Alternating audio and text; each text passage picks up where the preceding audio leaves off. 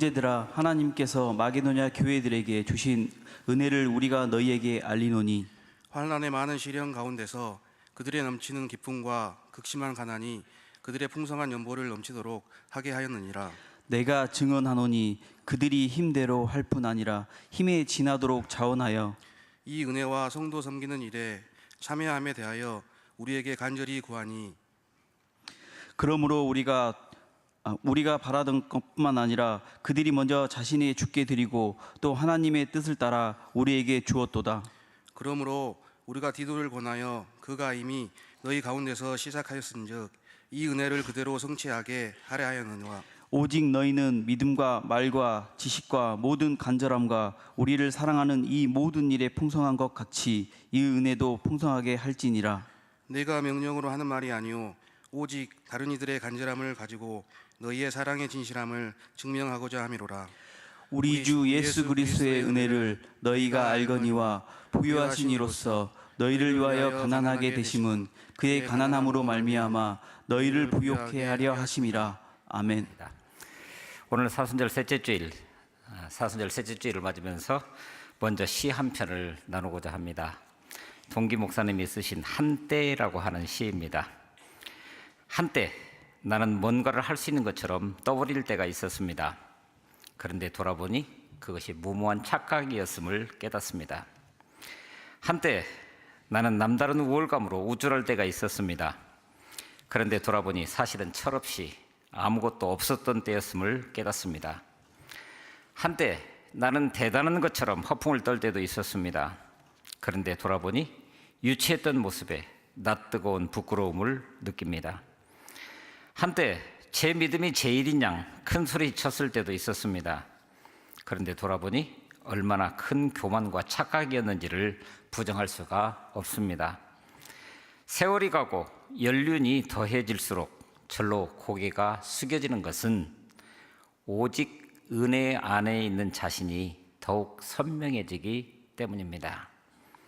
오직 은혜 안에 있는 자신이 더욱더 선명해지기 때문입니다. 우리 모두 가운데 그렇게 될 수 있기를 바랍니다. 사랑하는 성도 여러분, 어떻습니까? 성도라 함은 부름받은 사람들입니다. 무엇보다도 주님을 따르는 삶을 살아가도록 그렇게 부름받은 사람들입니다. 주님도 당신의 제자들에게 자기를 부인하고 자기 십자가를 지고 나를 따르라 이렇게 말씀하셨는데, 혹시 정작 주님을 따르는 그 삶이 무엇인지를 잘 알지 못하는 채로 오늘 우리는 이 땅을 살아가고 있는 것 아닌지, 그런 의미에서 주님을 뒤따르는 삶이란 우리에게 무엇을 의미하는 걸까? 이 시간 여러분들과 함께 나누기를 원합니다. 오늘 본문은 지역 교회들의 예루살렘 교회를 향한 사랑의 실천 헌금에 대한 이야기를 하고 있습니다. 그런데 오늘 본문을 깊이 있게 읽어가고 묵상하다가 보니까 단순히 헌금에 대해서 이야기하고 있는 것이 아니라 사실은 오늘 우리의 신앙생활 전반에 대해서 이야기하고 있는 내용이라고 하는 것. 자, 어떻게 그렇게 되는지를 한번 우리 같이 살펴보기를 원합니다. 먼저 2절 말씀을 한번 보시면, 환난의 많은 시련 가운데서 그들의 넘치는 기쁨과 극심한 가난이 그들의 풍성한 연보를 넘치도록 하게 하였느니라. 사도 바울은 마게도냐 교회를 향해서 이렇게 얘기를 합니다. 지금 사도 바울은 고린도 교회 성도들을 향해서 이 얘기하고 있습니다. 마게도냐 교회의 성도들이 이렇게 했다고. 여기서 마게도냐의 교회들이란 지금의 그리스 북부 지역에 있는 교회들, 곧 빌립보, 데살로니가, 베레아 교회와 같은 그런 교회들을 말합니다. 특별히 빌립보 같은 경우에는 사도행전 16장에 보니까 마게도냐의 첫 성이요 로마의 식민지라 그렇게 이야기를 하고 있습니다. 그러니까 이 지역은 당시에 로마의 식민지로 로마의 지배하에 있었기 때문에 도시 자체는 결코 빈곤하지는 않았지만, 그런데 그 안에 있는 교회들은 예수 그리스도를 나의 주로 고백한다는 그거 하나 때문에 박해와 경제적 불이익으로 인해서 극심한 가난 가운데 있었다. 기록은 그렇게 얘기를 합니다. 그런데 그런 마게도냐 교회들이 어떻게 했다고요? 2절을 다시 한번 볼까요? 환난의 많은 시련 가운데서 저희 넘치는 기쁨과 극한 가난이 저희를 풍성한 연보를 넘치도록 하게 하였다. 제가 조금 쉬운 성경으로 읽어드렸습니다.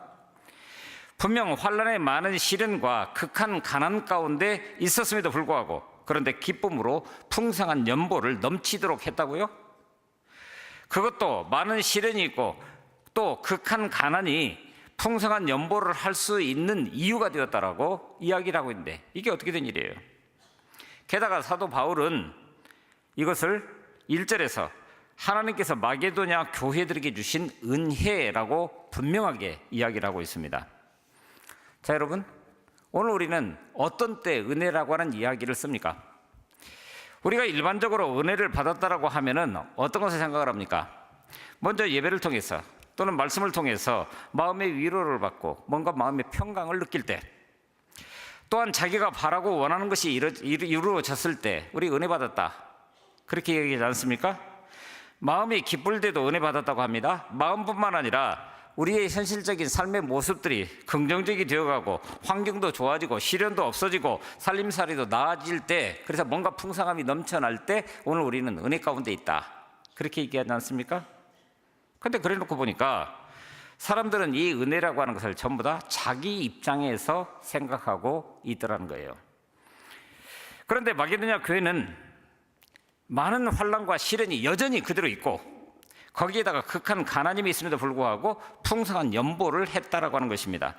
그리고 사도 바울이 이것을 은혜라고 표현을 했습니다. 이것이 은혜인 이유가 뭘까요? 바로 그 믿음의 고백을 따라서 하나님의 은혜가 아니면 일어날 수 없는 것이기 때문에 그렇습니다. 은혜라고 하는 말, 그 말 자체가 우리에게 이해가는 것처럼 하나님께서 일방적으로 우리에게 주신 것입니다. 그러니까 내 입장에서 그 은혜를 따져볼 수 있는 게 아니에요. 하나님이 주신 것이기 때문에. 그렇다면 이 편지를 받고 있는 고린도 교회는 과연 어땠을까요? 과연 그들이 고린도전서 1장부터 시작해서 쭉 살펴보는 대로 은사를 그만큼 사모하는 것만큼 이 일에도 그런 열심을 가지고 참여하고 있는 걸까요? 오늘 본문 7절에서 그 일부를 우리에게 보여주고 있는데, 오직 너희는 믿음과 말과 지식과 모든 간절함과 우리를 사랑하는 이 모든 일에 풍성한 것 같이, 그러면서 이 은혜에도 풍성하기를 원한다. 사도 바울은 그렇게 말합니다. 사실 고린도 교회는 마게도냐 교회와 비교할 수 없을 정도로 모든 것이 풍성했습니다. 다른 교회보다도 여유 있는 사람들이 많이 있었던 것 같습니다. 그래서 함께 먹으려고 모일 때, 그러니까 성만찬을 이야기를 하고 있는 고린도전서 11장을 보니까 부자는 일찍 와서, 그러니까 시간적 여유도 있고 그만한 물질적 여유도 있기 때문에 일찍 와서 자기들이 준비해온 음식들을 끼리끼리 모여 앉아서 먹습니다. 그래서 배가 부르고 취했다라고 이야기를 합니다. 그런데 가난한 자들은 어땠습니까? 와보니 먹을 게 없어요. 시간을 낼 수도 없고 또 그만한 음식을 준비할 수도 없어서 그저 은혜로 거기에 참여하는 것뿐인데 가난한 자들이 먹을 것이 없을 만큼 그런 상태였다라고 하는 거예요.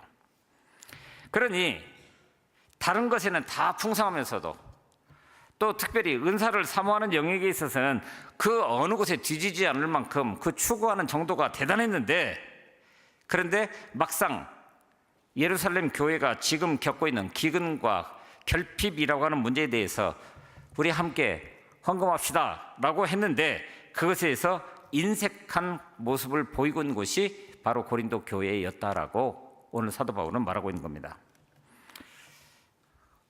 마게도냐 교회가 어땠길래요?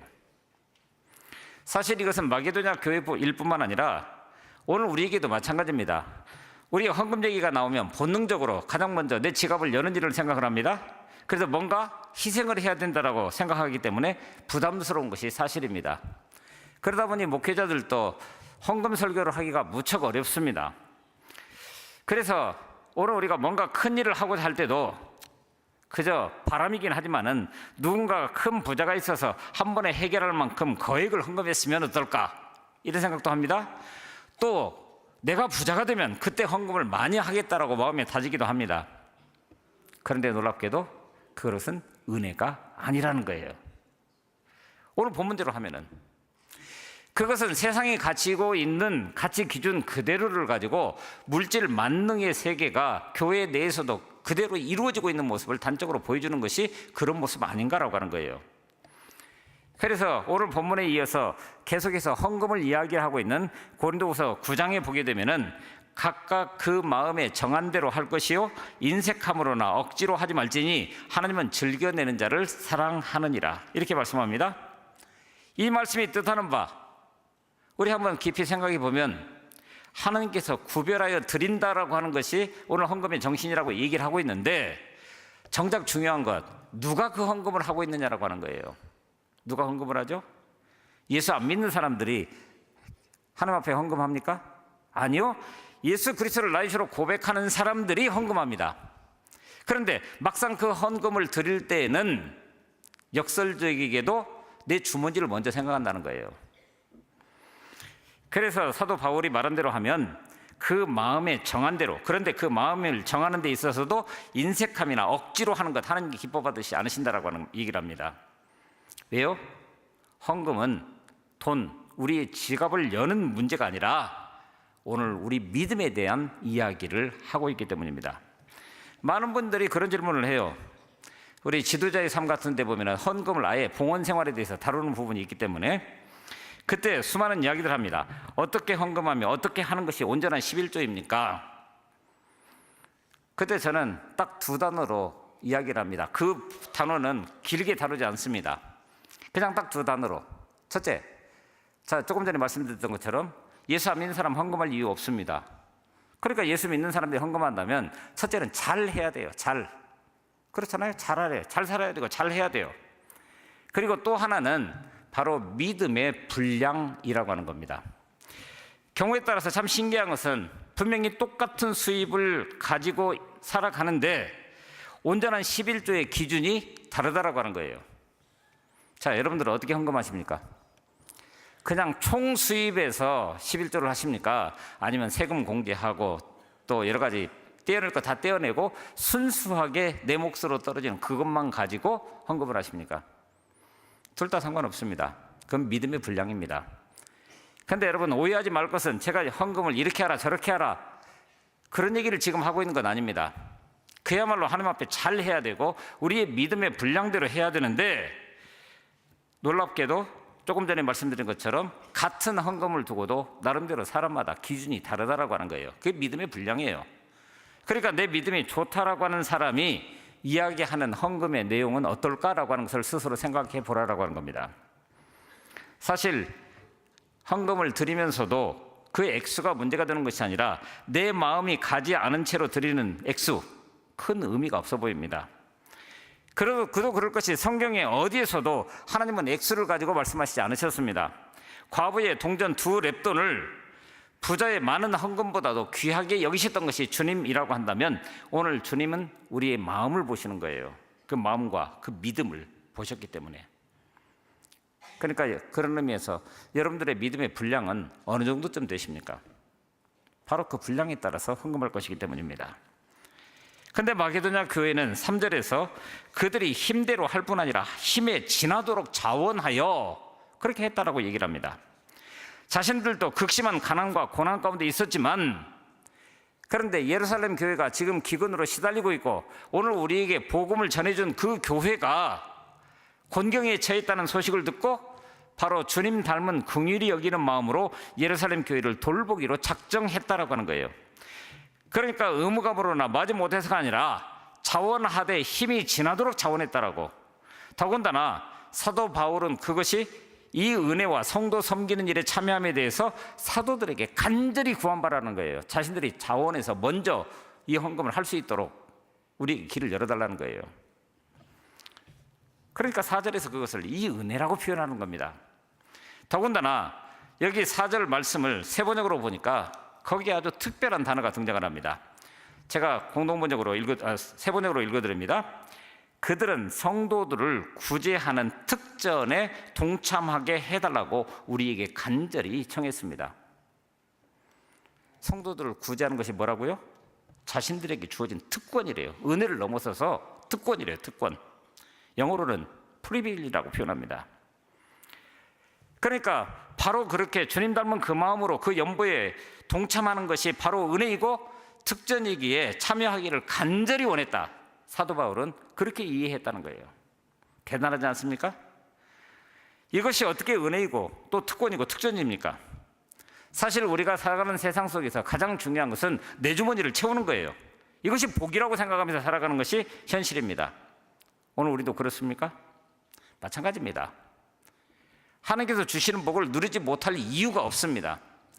그런데 놀랍게도 오늘 우리는 자기 주머니에 채워지는 그것을 생각을 하게 될 때 이것을 누가 채워주셨는가를 먼저 생각한다는 거예요.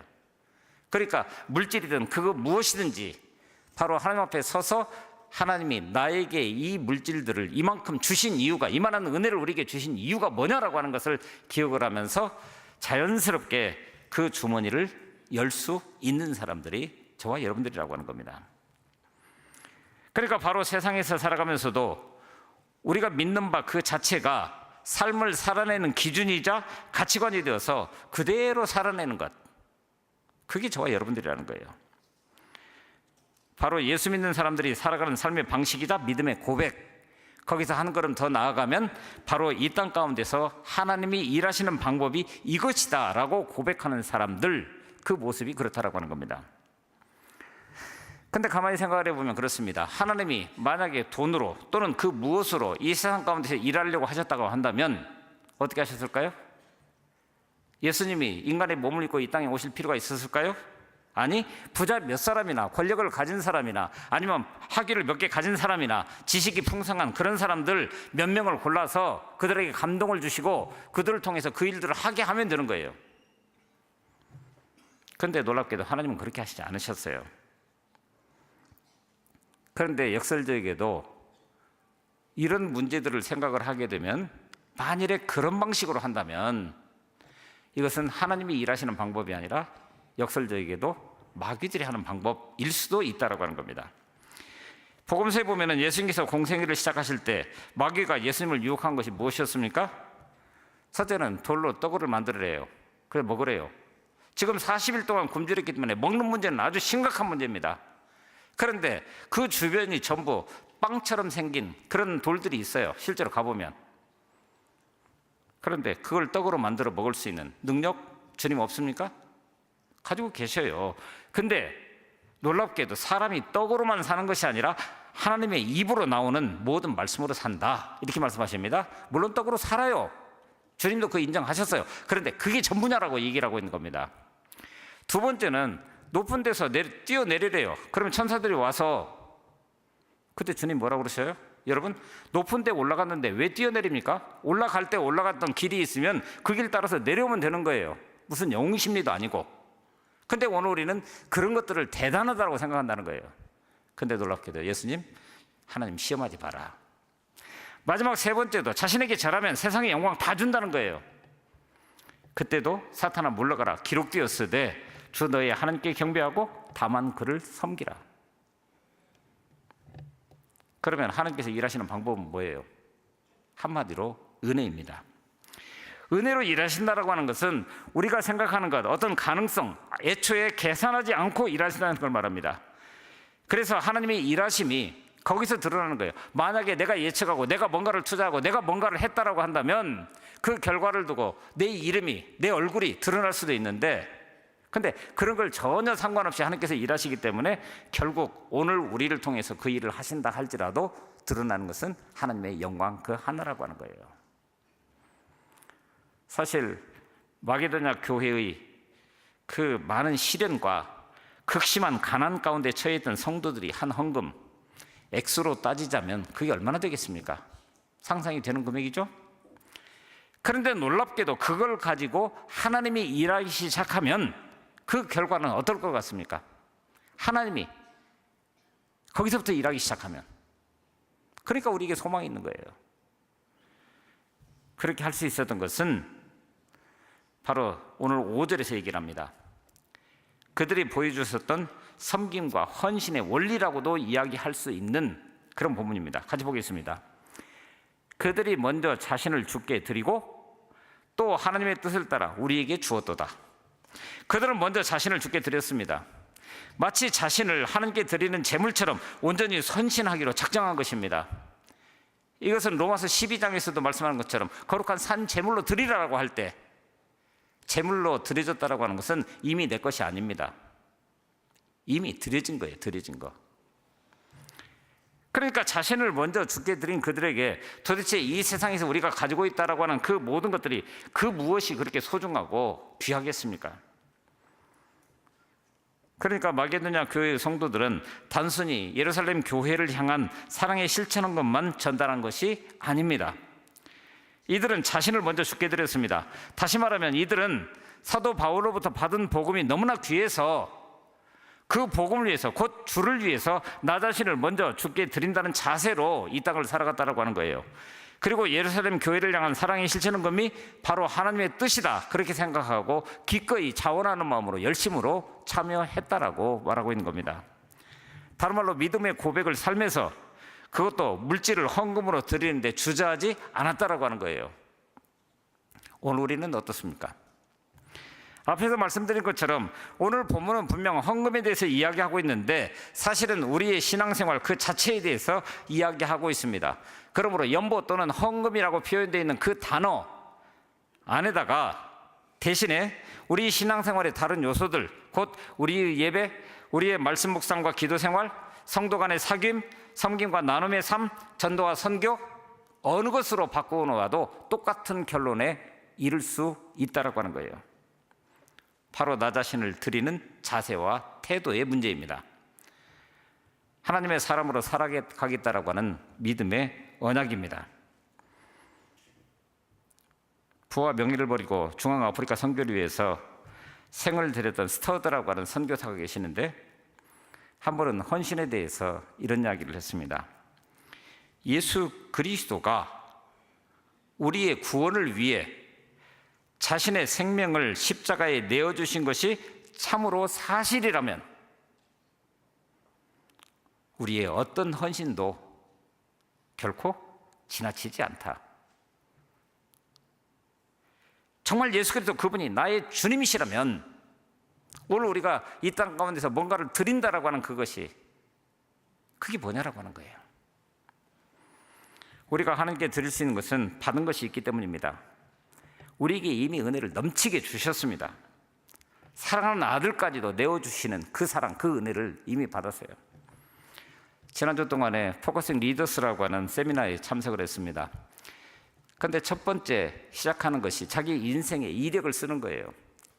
그런데 어떻게 하냐면은 포스트잇 종이 한 장 한 장에다가 한 가지 사건씩을 쓰는 거예요.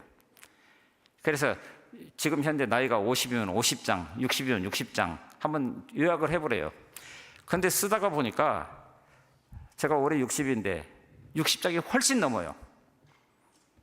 온갖 이야기들이 다 적혀 있더라고요. 거기 보니까. 그런데 갑자기 그 강사로 나오셨던 분이 그 중에서 나한테 결핍, 고난, 역경, 부정적인 요소들 그건 전부 빨간 포스트잇으로 바꿔보래요. 그래서 바꿔봤더니 그게 절반 정도가 돼요. 그러니까 오늘 우리 인생은 어떤 의미에서 긍정적인 삶을 살았던 것이 절반이라고 한다면 내게 부정적이라고 하는 것, 외부적인 요소도 있고 내 스스로의 문제도 있고 해서 그런 일들이 닥치는데 놀랍게도 그런 과정들 그것이 긍정적이든 부정적이든 지나면서 가만히 보니까 오늘의 나를 만드는데 굉장히 중요한 자양분이자 하나님께서 우리에게 베풀어 주셨던 은혜였다라고 하는 거예요. 고난이 아니었다면, 결핍이 아니었다고 한다면 도대체 찾을 수 없었던 바로 그 은혜가 거기에 있더라는 거예요.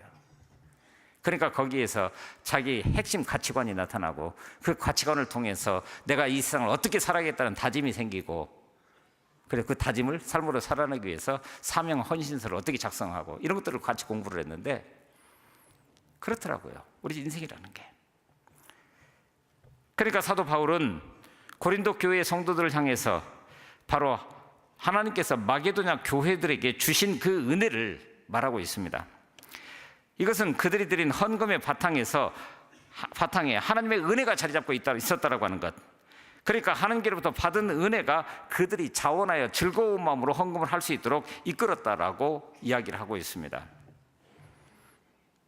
N.S. 스탠디라고 하는 목사님이 쓰신 헌금의 기쁨이라는 책에 보면은 헌금은 하나님이 우리 인생에 개입하신다라고 하는 믿음이 있어야 할 수 있다. 그렇게 말합니다. 아주 중요한 의미가 있는 말이죠. 하나님께서 자신의 인생에 개입한다는 믿음은 곧 하나님의 은혜가 자신의 삶을 주도한다라고 믿음으로 고백하는 거예요. 그러니 자신에게 하나님께서 주신 물질 또는 그 어떤 것, 그러므로 하나님 앞에 돌려드리는 것 또한 기쁨과 감사로 할 수 있는 거라고 얘기를 합니다. 그러니까 결국은 내가 하나님 앞에 받아들여진 것이 복이요 은혜요 특전이라고 하는 겁니다. 이것은 돈을 드림이 아니라 바로 자기 자신을 드리는 거예요. 한 번쯤은 들어보셨을 만한 이야기인데, 어떤 젊은 청년 하나가 11조 설교를 듣더니 감동을 받아서 11조를 드리기로 서약을 했습니다. 서원을 했어요. 근데 그 당시 한 달 월급이 10,000원. 그럼 11조가 얼마죠? 1,000원. 1,000원을 드리는 것은 어렵지 않았습니다. 근데 시간이 흘러서 열심히 일하다 보니 그랬는지 한 달 월급이 10만 원이 됐습니다. 10분의 1인 10,000원은 좀 내려고 하니까 조금은 아깝다라고 하는 생각이 들었지만 그래도 흔쾌히 드릴 수 있었습니다. 한 달 월급이 100만 원이 됐습니다. 10만 원을 내려고 하니 아까웠습니다. 그렇지만 서약했기 때문에 이를 악물고 10만 원을 드렸습니다. 그리고 세월이 지나서 한 달에 1,000만 원을 벌게 되었습니다. 11조가 얼마죠? 100만 원입니다. 아까운 마음에 그 돈이면 할 수 있는 일들이 얼마나 많은데. 그래서 이 청년은 목사님을 찾아가서 이만저만해서 11조에 대해서 이렇게 서약을 했는데 이제 그만해야 될 것 같다고 그렇게 얘기를 했습니다. 그러자 목사님께서 가타부타 이야기하지 않으시면서 조용히 웃으시더니 11조의 서약을 어기지 않고 쉽게 낼 수 있도록 도와드릴까요? 그러더랍니다. 청년은 기뻐 놀라면서 어떻게 하면 그렇게 할 수 있느냐? 그랬더니 목사님이 이렇게 대답하시더랍니다. 형제가 옛날처럼 한 달에 11조를 1,000원만 드리도록 기도해 드리겠습니다. 여러분은 11조를 들으시면서 무슨 생각을 하십니까? 또 앞에서 말씀드렸던 것처럼 지금 예배하면서 또는 우리의 섬김의 현장에서 나눔의 현장에서 또 성도 간의 교제의 현장에서 누군가에게 복음을 전하는 현장에서 무슨 생각을 하십니까? 내게서 흘러나가는 그 무엇을 아까워하십니까? 아니면 그로 인해서 더 많이 얻게 될 수 있는 그 무엇, 그것 때문에 감사할 수 있습니까? 그래서 오늘 본문은 6절 이하에서 계속해서 사도 바울은 이 말씀을 업그레이드 하면서 얘기를 합니다. 6절, 이 은혜를 계속해서 성취하라 그렇게 말합니다. 디도를 권하여 너희 가운데서 시작한 연보를 계속하라는 거예요. 이것은 단순히 연보를 하라는 것이 아니라 하나님께서 약속으로 주셨던 그 은혜를 성취하라고 얘기를 하는 겁니다. 8절, 내가 명령으로 하는 말이 아니요 오직 다른 이들의 간절함을 가지고 너희의 사랑의 진실함을 증명코자 합니다. 사도 바울은 그러니까 은혜는 명령이 아니다라고 얘기를 합니다. 주의 영이 임하면, 그래서 은혜를 베풀어 주시면 거기에 은사가 나타납니다. 개별적으로 주신 그 은사를 사용하는 과정 중에 명령이라서 그 은사를 통해서 뭔가를 하는 것이 아니라 우리 은사가 우리를 스스로 그렇게 할 수 있게 만들어가는 거예요.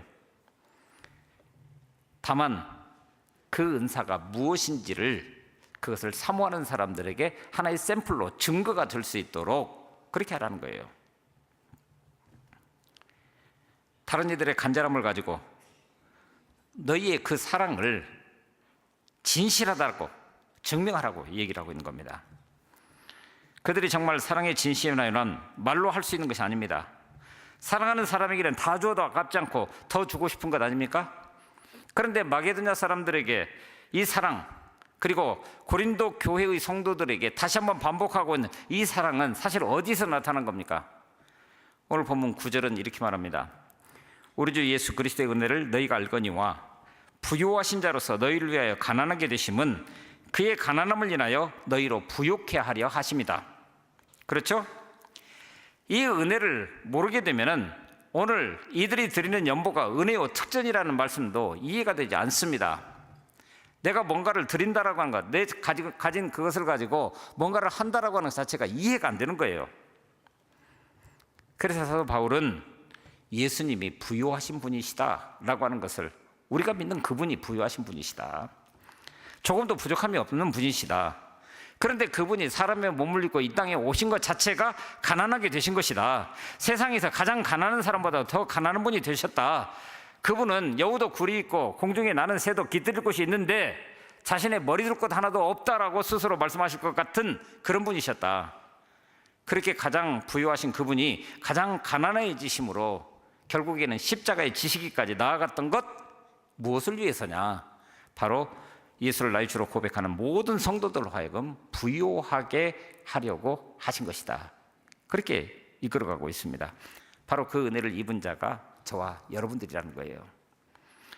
게다가 더 놀라운 것은 오늘 본문에 나타나는 그 연보라고 하는 단어, 헬라어로 놀랍게 율로기아라고 하는 단어를 쓰는데 이 단어의 근본적인 뜻은 축복이라고 하는 뜻입니다. 하나님 앞에 드린 헌금 자체가 바로 그 드림의 태도가 오늘 저와 여러분의 축복이라는 거예요. 오늘 우리가 예배하는 이것이, 마음과 뜻과 정성을 다해서 하나님만을 향해서 예배하는 이것이, 그리고 성도들 간에 교제하는 그것이, 그리고 하나님께서 우리에게 베푸신 그 은혜를 통해서 사랑의 섬김과 나눔의 현장, 그리고 말씀을 전하는, 그래서 한 영혼들이 구원받는 그 현장이 오늘 우리에게 축복이라고 이야기를 하고 있는 겁니다. 사도 바울은 고린도 교회가 간절한 마음으로 은사를 사모한 것처럼 바로 사랑의 실천헌금을 통해서도 너희들의 믿음의 분량을 있는 그대로 드러내 보여주라는 거예요. 은혜를 받았으면 받은 사람답게 서야 한다라고 얘기를 하고 있는 겁니다. 왜요? 율로기아, 곧 하나님께서 우리에게 베풀어 주실 복이 그것이기 때문에. 오늘 우리의 드림은 돈 문제가 아니라, 내가 가진 그 어떤 것이 문제가 아니라 바로 믿음의 문제라고 한다면 우리는 어떤 쪽을 택하면서 살아가야 할까요? 우리 장로교회를 세운 장 칼뱅 선생은 하나님께서 주신 물질을 사용하는데 두 부류의 사람이 있다. 어떤 설교에서 그렇게 이야기를 했습니다. 한 부류의 사람은 거울 앞에 서는 부류이고 또 다른 사람은 창문 앞에 서는 사람이라는 겁니다. 자, 거울 앞에 서는 사람은 어떤 사람입니까? 거울 앞에 서게 되면 뭐가 보입니까? 자기 자신만 보입니다. 그러니까 이런 사람은 하나님께서 은혜를 베풀어 주셔도 또는 일정한 복을 주셔도 그 은혜와 그 복이라고 하는 것이 자기 눈에 보여지는 그 대상만을 향해서, 그러니까 자기 자신만을 위해서 쓰는 거예요. 근데 반면에 창문 앞에 서 있는 사람은 그 창문을 통해서 하나님이 보여주시는 세상을 보게 됩니다. 근데 그게 놀랍게 은혜예요. 그래서 내게 주어주신 그 모든 것들을 통해서 거기에 보여지는 모든 상황과 형편, 사람들을 통해서 바로 하나님이 이런 분이시다, 내게 임하는 은혜를 베풀어 주셨다라고 하는 것을 삶으로 살아낼 수 있는 그 현장이 거기서부터 시작된다라고 하는 겁니다. 이렇게 창문 앞에 서는 자세가 되어 있는 사람, 하나님께서 그야말로 부유케 하시면서 그 이상의 것을 채워주실 것을 믿습니다. 여러분, 말씀을 마무리하면서 주는 사람 되십시오. 물질도 주고 사랑도 주고 봉사도 주고 헌신도 나누십시오. 이제 3, 4, 5월 3달 동안에 우리 매년 대행진 시리즈로 갔었는데 올해는 좀 정비하면서 다음으로 나아가기 위해서 대행진 시리즈를 하지 않습니다. 그러나 오늘 우리에게 맡겨진 사명들을 감당해가는 일들은 계속 하게 됩니다. 그래서 3달 동안 여러분들과 함께 바로 전도하는 일에 이렇게 하고자 합니다. 자, 저 한번 따라서 해보실까요? 친절한 이웃이 됩시다. 무슨 말인지 금방 아시겠죠? 전도하고자 하면 어렵습니다. 그러나 내가 누군가에게 결핍이 있고 위기 가운데 있고 무엇인가 채워져야 할 사람에게 친절한 이웃이 되는 것은 얼마든지 할 수 있습니다. 그런데 놀랍게도 바로 거기에는 오늘 우리에게 주신 말씀처럼 마게도냐 교회와 그 성도들처럼 먼저 자신을 주께 드리고 그 드림을 통해서 하나님의 뜻을 따라 살아가는 귀한 은혜가 우리 가운데 함께 한다라고 하는 거예요. 그런 의미에서 바로 이 기간이 주 앞에 나 자신을 먼저 드리고, 그러므로 내가 받은 것을 하나씩 하나씩 세어보면서 왜 하나님께서 이것을 우리에게 주셨는지 기억하는 가운데 이것이 하늘의 기쁨을 온전케 하기 위해서 세상 가운데 아름답게 나눠져가는 그런 은혜가 우리 가운데 함께 할 수 있기를 간절히 바랍니다.